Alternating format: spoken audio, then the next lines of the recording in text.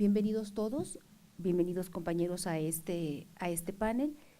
Doctor Chacón, iniciamos. Muchas gracias. Pues muy buenos días, bienvenidos todos a esta última actividad de este 7º Congreso.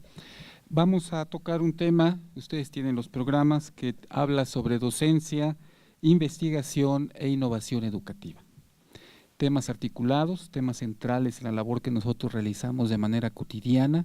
Hablar de docencia implicaría hablar sobre una mesa completa, sin embargo la intención es poder ligar, poder articular algunos aspectos importantes de esta relación que existe entre la docencia, la investigación y lo que tiene que ver con la investigación educativa. Vamos a dar inicio al panel, le voy a pedir, vamos a tener una primera ronda en la cual cada uno de los panelistas va a hacer un pronunciamiento sobre algunos de los temas que nosotros vamos a tener en la mesa y posteriormente, como lo hemos hecho en otras ocasiones, vamos a pedirles una participación activa, como lo hemos hecho a través de preguntas, para ir generando una actividad de reflexión y de debate. Entonces, arrancamos con el doctor Pedro Flores Crespo. Bueno, buenas tardes, muchísimas gracias por la invitación, es un placer estar en el Instituto Politécnico Nacional, una de las mejores escuelas, instituciones del país, es un placer, muchísimas gracias por la invitación. Mi presentación la he dividido en dos partes principales y llevaría por título ¿realmente estamos innovando en la educación superior o solamente transformamos la obsolescencia? Esa es la pregunta que yo quisiera contestar. Para ello, trataré de hacer un repaso conceptual del término de innovación en educación superior, de acuerdo a la Asociación Nacional de Universidades e Instituciones de Educación Superior, la ANUYES, cuestionando algunos elementos de este concepto, y después trataré de ver cómo la innovación en educación superior se ha tratado de operacionalizar o realizar en el subsistema de educación superior tecnológico. No es metiendo al poli, ahorita les voy a decir que entiendo por sistema superior tecnológico, porque es uno de los, o es el sector de educación superior que más ha crecido en los últimos años, y también he hecho algunos estudios empíricos en este subsistema y pues tengo algunas observaciones que hacer. Entonces, empezamos. Creo que la innovación es un concepto en movimiento, como lo vamos a ver, ya que en 2006 la ANUYES decía que la innovación residía en transformar los modelos académicos, aprovechar las nuevas tecnologías de la información, ampliar las oportunidades de movilidad estudiantil e impulsar la internacionalización de la educación superior. Advertía que no todo cambio dentro de las universidades se podía considerar como innovación y que había cierto riesgo de que se actualizara la obsolescencia en nombre del cambio. La innovación a principios de la década pasada era un concepto amplio y abarcativo según la ANUYES y se podía concretar en 7 ámbitos. El primero era un ámbito estructural y se refería a transformar estructuras administrativas de las universidades para responder a la demanda estudiantil. De esta manera se podría experimentar o poner en marcha procesos de descentralización y de desconcentración de servicios educativos. El segundo aspecto, les dije son 7, tiene relación con la innovación curricular, que abarcaba desde introducir el enfoque de competencias, que seguramente ustedes lo han oído, la flexibilidad curricular y la formación situada. La ANUYES detectaba que en México los programas de licenciatura estaban saturados de horas clases, no había práctica y duraban más que en otros países. Como saben, pues en México una carrera tradicional se estudia en 4 o 5 años, en comparación a otros países en donde la licenciatura es de 3. El tercer ámbito en donde puede ocurrir la innovación, según la ANUYES, es en la relación educativa. Este concepto es un poco elusivo y dice que bajo este atributo el papel tradicional del docente se transforma para dar paso a responsabilidades más amplias y complejas que implican, entre otras cosas, ofrecer tutorías, asesorías, cuestión que en otros países existe, como el pastoral care en Inglaterra o el counseling. El cuarto ámbito de la innovación es la formación para la docencia, y en México, desde principios del siglo XX, se ha asumido que obtener un grado de doctor refleja cierta mejora en la calidad del servicio docente. Qué lástima que no ha llegado Manuel Gil, porque él es un crítico de esta política, cosa que la ANUYES pone en tela de juicio, aunque no propone cómo rebasar tal tendencia de certificación de posgrado, ¿no? Dice, bueno, se asume esto, pero no propone algo más. ¿Qué impacto ha tenido en las universidades que la mayoría de sus profesores hayan cursado un posgrado y que ahora son profesores de tiempo completo? Bueno, esta pregunta todavía, algunos intentos que se han hecho, no tiene respuesta. Hay un artículo de Edna Luna en el último número de la revista de investigación educativa en donde da respuesta y ya se acerca a dar respuesta hacia esta relación que se asumía directa entre ser doctor y ser buen profesor o mejorar la práctica docente. Les recomiendo que revisen la Revista Mexicana de Investigación Educativa. El quinto ámbito de la innovación, según la Núñez, debería ocurrir en aquellas opciones de estudio que no son escolarizadas. Sin embargo, es sintomático que la meta establecida en el Programa Nacional de Educación 2001-2006 de alcanzar una cobertura de 200,000 alumnos en el año 2006 no se cumplió. En 2012 se constituyó la Universidad Abierta y a Distancia con el propósito de ampliar la cobertura en este nivel de educación superior y satisfacer las necesidades de jóvenes y adultos que por razones sociales, laborales, ubicación geográfica de otra índole no pueden asistir a un sistema presencial. El sexto plano de innovación, según la Núñez, era la educación continua y el séptimo tenía que ver con el uso de las tecnologías de la información y la comunicación. Entonces, hay que hacer notar que al englobar cambios administrativos, curriculares, docentes, tecnológicos, pues el concepto de innovación en educación superior en México es demasiado amplio. Quiere decir o quiere abarcar mucho y a lo mejor no significa mucho.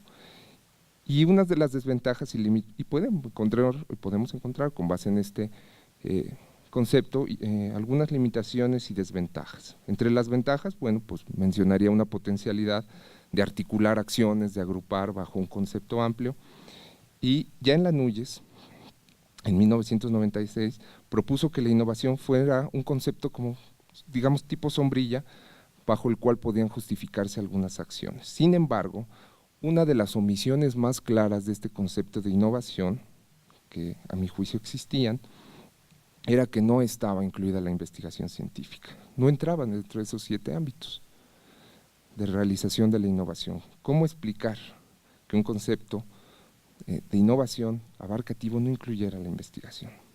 Bueno, esta omisión se vio corregida 6 años después en los documentos de política de la Núñez en 2012, en donde sugiere la creación de polos regionales de investigación, los cuales estarían orientados a resolver los problemas nodales, así dice, de nuestra sociedad. ¿Cuáles son esos problemas nodales?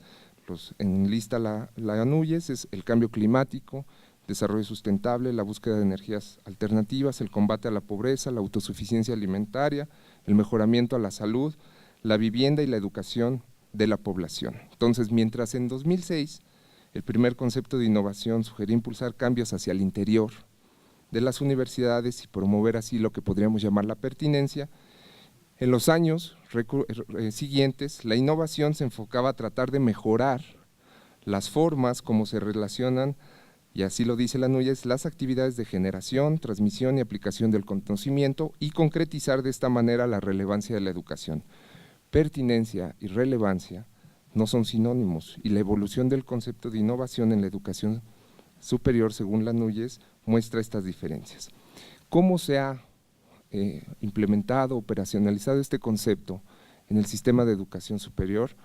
Es lo que voy a continuación explicar, con base en algunas investigaciones sobre las universidades tecnológicas y recientemente un estudio que hicimos sobre los institutos tecnológicos, las universidades tecnológicas y las universidades politécnicas. Bueno, como señalé, la innovación según la Núñez promovía cambios en la estructura, en el primer concepto, el concepto amplio, en la estructura curricular, administrativa, docente y tecnológica del sistema de educación superior. Pero voy a argumentar que estos cambios no ocurren de manera simultánea, puede haber contradicciones entre estos elementos y es lo que voy a tratar de mostrar con el caso del sistema de educación superior tecnológico. Según el sexto informe de gobierno, de 2007 a 2012 se han creado 149 instituciones públicas de educación superior y una gran mayoría de estas poseen un perfil tecnológico. El sistema de educación superior tecnológico puede considerarse, aquí, ojo, como el agrupamiento de 3 grandes subsistemas. el de los institutos tecnológicos, que surge en 1948 y que actualmente atiende a más de 440,000 estudiantes en 261 instituciones, el de las universidades tecnológicas, el cual nace en 1991 y hasta el ciclo escolar pasado contaba con 104 establecimientos y una matrícula de casi 150,000 estudiantes, y el de las universidades politécnicas, que se crea en 2001 y el cual registra 51 unidades que atienden a un total de 43,000 jóvenes. La mayoría de los institutos y universidades tecnológicas y politécnicas fueron creadas en zonas relativamente apartadas, pobres, por lo tanto se puede corroborar que existió cierta descentralización en la educación superior, pero esto realmente significó una innovación en el campo educativo. Analicemos 2 puntos para responder esta pregunta. 1, el cambio curricular, y 2, la articulación institucional entre estos 3 subsistemas. Cambio curricular. Las universidades tecnológicas, como ustedes quizás saben, me parece que estuvo Héctor Arreola aquí ante ustedes, son una especie de community colleges que existen en Estados Unidos, en donde no se ofrecen solamente licenciaturas, sino también programas de técnico superior universitario, que se cursan en 2 años y están enfocados primordialmente a la práctica en el sector industrial. Varios especialistas y rectores, como el ingeniero Manuel Pérez Rocha, hicieron notar desde hace tiempo que el modelo de las UTES era distintivo por el tiempo de duración. Su base curricular, sin embargo, era tradicional, pues reforzaba una orientación escolarizante. Esta observación ha sido corroborada por diversos investigadores e incluso por los evaluadores externos que contrata la SEP para analizar el subsistema de educación superior tecnológico. Por ejemplo, Macerán y colaboradores señala que el modelo académico de la UT o de las UTES genera mucha presión para los alumnos y es muy probable que las consecuencias de esta escolarización ya estén a la vista. Macerán afirma que la tasa de deserción del subsistema de las UTES es de 35%, mientras que en todo el nivel de educación, en todo el sistema o el nivel de educación superior, según algunos datos no están actualizados, es de 20%, es decir, 15% por arriba del promedio de todo el subsistema de educación superior.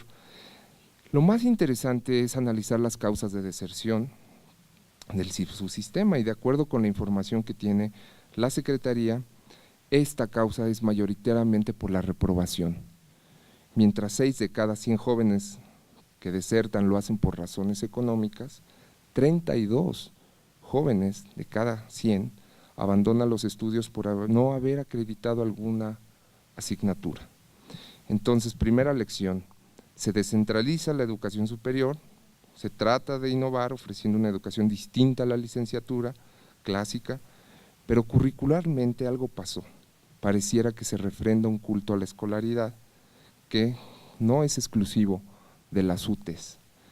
Esto fue lo que reveló el estudio que una colega, Dulce Mendoza y yo vimos cuando analizamos a las otras instituciones de educación superior tecnológica como las universidades politécnicas y los institutos tecnológicos.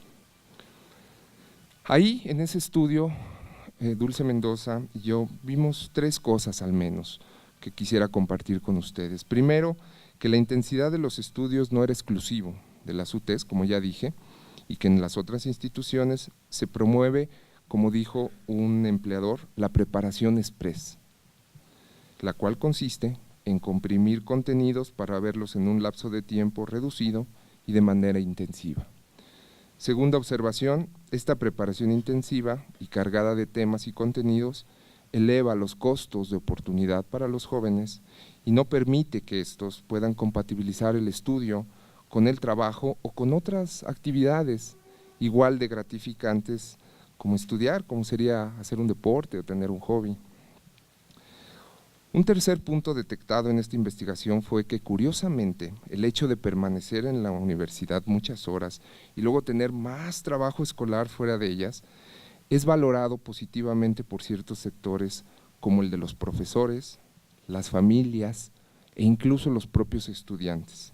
Se asume que el hecho de estar dedicado por muchas horas a la universidad equivale automáticamente a recibir una educación buena o de alta calidad. Y esta creencia, a mi juicio, tendrá que ser rebatida con datos empíricos y estudios futuros que yo aún no conozco y que habrá que hacer y que podemos discutir en qué pueden consistir estos estudios. Es decir, hay que verificar si existe una correlación directa y positiva entre el tiempo dedicado al estudio en estas universidades de tipo tecnológico y una ampliación de capacidades intelectivas y de competencias profesionales. Puede ser un nivel educativo como el universitario innovador cuando se refuerza un culto a la escolaridad. Ha sido el cambio del currículum por competencias, basado en competencias, la salida a esa visión tradicional de la educación superior. Bueno, de acuerdo con datos del Ministerio de Educación, de la Secretaría de Educación, 40% del total de las instituciones de educación superior tecnológicas cuenta con un programa basado en el enfoque de competencias. Sin duda alguna, esto es un esfuerzo, representa un esfuerzo gubernamental importante y habrá que destacarlo. Sin embargo, uno de los problemas que recurrentemente tenemos en México es que las valoraciones de los logros y avances educativos los circunscribimos a datos numéricos que en ocasiones tendrían que enriquecerse con otro tipo de información.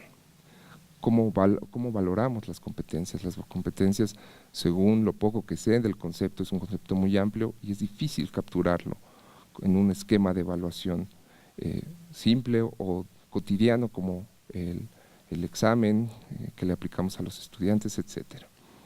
Los planes de estudio basados en el enfoque de competencias, ¿es realmente una verdadera innovación o es solamente una adaptación a una moda?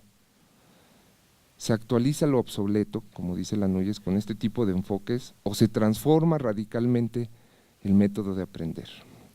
En este sentido, los trabajos de Frida Díaz Barriga, una investigadora de la UNAM, contribuyen a responder a estas preguntas. Frida ha estudiado el papel que desempeñan los profesores en las innovaciones curriculares en el campo de educación superior y encuentra, con base en los estudios de otros colegas, el grado de avance de ciertas reformas curriculares que llevaron esta orientación basada en las competencias.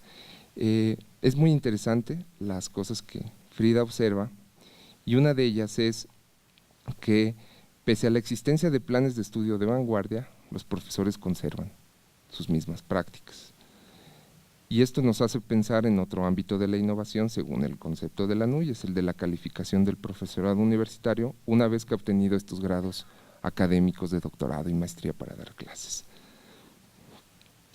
Asimismo, dice Frida que cuando se trata de promover el pensamiento crítico en las universidades, la reacción o la puesta en marcha de programas se da con base en talleres dirigidos para tal fin, pero según observa Frida, sin ninguna conexión con las áreas de conocimiento, o cuando se habla de flexibilidad curricular, lo único que existe dentro del plan de estudios es cierta libertad para que los jóvenes elijan de un amplio menú algunas asignaturas. En una universidad estatal, esta opción está, la opción de ser flexible, hacer flexible el currículum, que los estudiantes elijan las materias, pero cuando vamos a ver los requisitos para que les revaliden esas materias, pues sí hay flexibilidad curricular, lo que no hay es flexibilidad administrativa, les cuesta muchísimo trabajo revalidar. Como podemos ver, el cambio curricular en la educación superior aún no supera distintas barreras para poder considerarla una verdadera innovación. Esta observación hace de nuevo pensar en la utilidad del concepto. Debe entenderse la innovación de manera amplia y abarcativa, como lo hizo la Núñez en 2006, para que constituya un eje articulador de cambios. ¿Cómo se podría innovar cuando otras estructuras sociales operan mediante códigos tradicionales, como es el caso del culto a la escolaridad que se detectó en estos estudios sobre educación superior tecnológica, donde la sociedad, los padres, los profesores valoran que los estudiantes pasen mucho tiempo adentro de la escuela como si fuera automáticamente un beneficio para ellos? ¿Para qué innovar en la educación superior? ¿Para cambiar por cambiar o para mejorar las condiciones y aprendizajes de los estudiantes? No sé cómo voy de tiempo, podría hablar de la parte institucional o si quieres… Sí, sí me da. Bueno, miren, habiendo hablado del cambio curricular, que es un aspecto que nos permite pensar en este Congreso Internacional de Innovación Educativa, si realmente estamos innovando en la educación superior o no, ahora hablamos del cambio organizacional, más allá de la descentralización de los servicios educativos hacia estas zonas relativamente pobres en México, como lo han hecho los últimos gobiernos, yo creo que desde 1989. Bueno, he señalado que el sistema de educación superior tecnológico está compuesto por 3 subsistemas: tecnológicos, politécnicas y tecnológicas. He dicho también que estas instituciones han sido establecidas en regiones relativamente apartadas. También he resaltado que, de acuerdo a las NUYES, la innovación deberá promoverse por medio de la creación de polos regionales de investigación que contribuyen a la resolución de los problemas, el segundo concepto que da NUYES. La pregunta para verificar si la innovación está siendo realmente operacionalizada o puesta en marcha en la educación superior es si estos 3 subsistemas han sido capaces, 1, de hacer investigación, y 2, articularse para generar y aplicar el conocimiento científico. De acuerdo con datos de la SEP, en el ciclo 2011-2012, los institutos tecnológicos registraban 180 proyectos de investigación por un monto alrededor de 356 millones de pesos. En las UTES, 1 de cada 2 universidades registraba algún docente en alguna línea de investigación aplicada y de desarrollo tecnológico. Y en el caso de las universidades politécnicas, habían registradas 181 líneas de investigación, las cuales eran atendidas por 412 investigadores. De este total de investigadores, solo 18% pertenece al Sistema Nacional de Investigadores. Con base en estos datos, pareciera que el subsistema de las UTES es el más débil en la generación de conocimientos, y son más de 100 universidades creadas y que siguen siendo fomentadas desde los gobiernos para atender la demanda. Por lo tanto, es pertinente preguntar si este subsistema se ha integrado armoniosamente con los otros 2 subsistemas. Ante la falta de articulación de los 3 subsistemas, que existía cuando nacieron, hace algunos años se puso en marcha una cosa que se llamó Espacio Común de la Educación Superior Tecnológica, ESEST, el cual estuvo integrado en un primer momento por 45 representantes de las UTES, de los tecnológicos y de las politécnicas. El ESET tiene como finalidad primordial coordinar los esfuerzos para desarrollar actividades académicas, administrativas y de cooperación en áreas de interés común, con el ánimo de configurar, así lo dice la SEP, un nuevo modelo educativo tecnológico y de calidad. Como se puede notar, el ESET no se ha abocado a la generación y aplicación de conocimiento, sino que busca desarrollar intercambio con estudiantes, información y equipo. ¿Se ha cumplido con este propósito? Sin mayor preámbulo, un rector de una universidad pública, de una universidad politécnica, entrevistado para el estudio que tuvimos la fortuna de hacer en 2011, mi colega y yo, afirmó lo siguiente: hoy por hoy no hay ninguna articulación con las universidades tecnológicas y a los institutos tecnológicos los veo más alejados. Este funcionario señaló lo siguiente, lo voy a citar: ha sido muy difícil toda la parte curricular de infraestructura y de equipamiento, y explicó que esta desarticulación de los 3 subsistemas de educación superior tecnológica se debe a su forma de gobierno, a su forma de organizarse estos 3 subsistemas. Mientras las universidades tecnológicas y politécnicas se crean como organismos públicos descentralizados, los tecnológicos dependen de la administración central, que les impide a veces tomar algunas decisiones, aunque según sé, actualmente hay una reforma por descentralizar a los institutos tecnológicos en esta administración. La desarticulación entre los 3 subsistemas ha llegado a tal grado que la revalidación de estudios de los estudiantes que desean transitar por estos subsistemas aparentemente iguales es muy complicada.